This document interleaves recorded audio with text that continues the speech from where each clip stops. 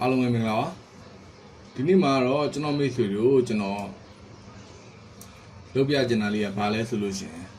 ရှုပ်တည်ပြီးသားဆရာကြီးလည်းရှိပါလိမ့်မယ်နော်မသိသေးတဲ့လူကတော့တော်တော်လေးများမယ်လို့ထင်နိုင်မယ်အဲ့ဒါလေးကဘာလဲဆိုလို့ရှိရင်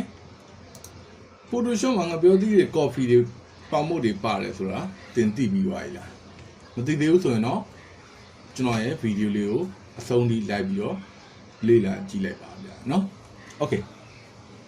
အဲ့တော့ကျွန်တော်စကြမယ်စကြဖို့အတွက်ဆိုလို့ရှိရင် Photoshop ထဲမှာငါပြောသေးတဲ့ coffee တွေပေါင်မုတ်လေးတွေပါတယ်ဆိုတာကိုကျွန်တော်မိတ်ဆွေတို့ပြဖို့အတွက်မိတ်ဆွေတို့ရဲ့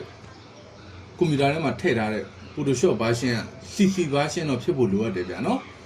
CC ဆိုတော့ဘယ်ကစမလဲဆိုလို့ရှိရင်ဥပမာ2019 2018 2019အဲ့လို CC version တွေပေါ့နော်ကျွန်တော်ဟာဆိုလို့ရှိရင်လည်းCC 2019 version ပါဗျာနော်2019မှာနော် Photoshop CC 2019 version ပါ Okay အဲ့တော့CC version တွေမှာဆိုလို့ရှိရင်တော့အကုန်လုံးဒီပါကျွန်တော်ရဲ့ဒီငပြောသည့်တွေ coffee ကွက်တွေပေါင်မုတ်တွေကိုဖော်ကြည့်လို့ရနေပါပြီဗျာနော်ထူလို့ထူဆန်းနော် Okay အဲ့တော့ဒီဟာလေးကကျွန်တော်လည်း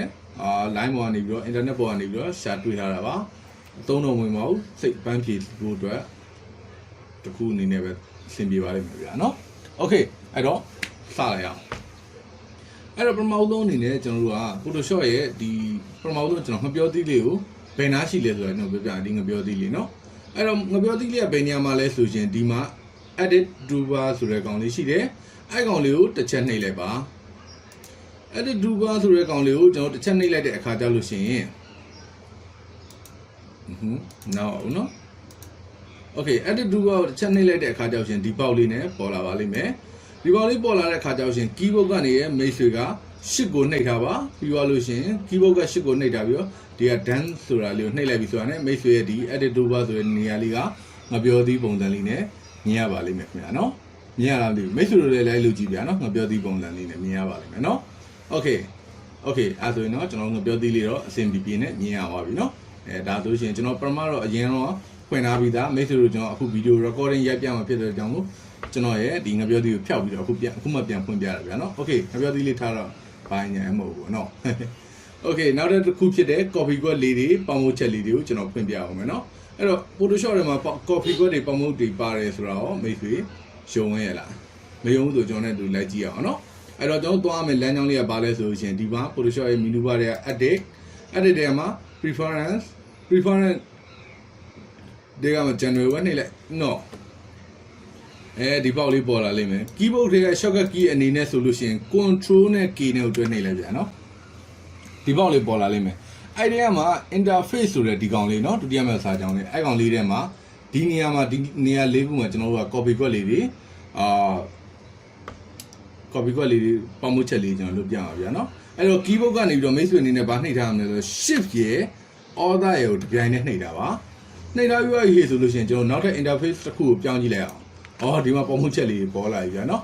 Okay ဒါကပေါင်မုတ်ချက်၄ခုပေါ်လာပြီဗျာနော်အဲ့ဒါပြီးသွားလို့ရှိရင်နောက်ထပ် copy code ၄ခုကိုလည်းကျွန်တော်ဖော်ကြည့်အောင်အဲ့ဒါဆိုလို့ရှိရင်ဘာနှိပ်ရမလဲဆိုတော့ keyboard ကနေ shortcut key အနေနဲ့ shift ရဲ့ control ရဲ့ကိုတွဲနှိပ်ပြီးနောက်ထပ်အယောင်တစ်ယောင်ရွေးကြည့်လိုက်ပါဒီမှာ copy code ၄ခုရပါပြီဗျာနော် Okay ဒီနေ့ကျွန်တော်မိတ်ဆွေတို့လုပ်ပြပေးသွားတာလေးတွေကတော့ဘာမှတော့မထူးခြားဘူးဆိုပေမဲ့လေမိတ်ဆွေတို့အနေနဲ့ Photoshop မှာဒီလိုဟာလေးတွေပါတယ်ဆိုတော့မိတ်ဆွေတို့အနေနဲ့သိမယ်လို့တော့ကျွန်တော်အနေနဲ့ကျွန်တော်လုပ်ပြပေးလိုက်တဲ့အတွက်ကြောင့်သိသွားမယ်လို့တော့မျှော်လင့်ပါတယ်နောက်နေ့မှာလည်းကျွန်တော်ဒီလိုမျိုးထူးဆန်းတဲ့စစ်သောနည်းပညာတွေကျွန်တော်ရဲ့ပုံမှန်တင်ဆက်နေကြဖြစ်တဲ့ Microsoft ကွန်ပျူတာနဲ့ပတ်သက်တဲ့သင်ခန်းစာဖြစ်တဲ့ Microsoft Word တို့ Excel တို့ PowerPoint တို့เนาะဒီသင်ခန်းစာတွေကိုလည်းကျွန်တော်အနေနဲ့ဆက်လက်ပြီးတော့သင်သွားပြီးမှဖြစ်တဲ့အတွက်ကြောင့်မလို့ကျွန်တော်ရဲ့ YouTube channel လေးကို Subscribe လေးလုပ်ပေးထားဖို့ request လုပ်ပါတယ်တောင်းဆိုပါတယ်ဗျာเนาะ Okay YouTube channel ကို subscribe လုပ်ပေးလို့ရှိရင်မိတ်ဆွေတို့အနေနဲ့ငွေမကုန်ပါဘူးเนาะအဲ့တော့ကျွန်တော် supporting လုပ်ပေးတဲ့အနေနဲ့YouTube မှာဆိုလို့ရှိရင်website link အနေနဲ့ရှာမယ်ဟဲ့ဆိုလို့ရှိရင်ဒီမှာတစ်ခါတည်းတန်းပြီးရှာလို့ရတယ်ကျွန်တော်ရဲ့ဒီ video description မှာလည်းကျွန်တော်YouTube channel ကျွန်တော် YouTube channel link လေးကိုကျွန်တော်မိတ်ဆွေတို့ချပြပေးထားမှာဖြစ်ပါတယ်ဗျာเนาะဒါမှမဟုတ်လို့ရှိရင်လည်း YouTube မှာ Win Computer Center ဆိုပြီးတော့ရိုက်ထည့်လိုက်တာနဲ့လေကျွန်တော် YouTube channel လေးတွေကိုရောက်လာမှာဖြစ်ပါတယ် Okay နောက်နေ့ဒီမှာဆက်ပြီးတော့တွေ့ကြတော့